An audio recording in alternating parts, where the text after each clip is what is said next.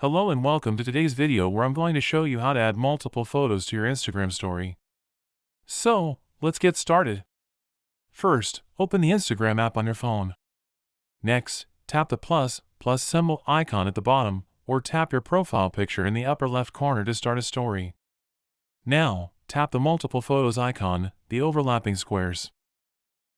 Then, select the photos you want to include, in the order you want them to appear. Once you've selected them, tap Next.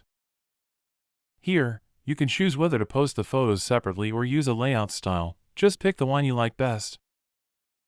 From there, you can edit each photo, add music, text, stickers, or anything else you'd like. When you're done editing, tap Next again. Finally, tap Share to post your story. And that's it. You successfully added multiple photos to your Instagram story. Thanks for watching. Don't forget to like and subscribe for more helpful tutorials.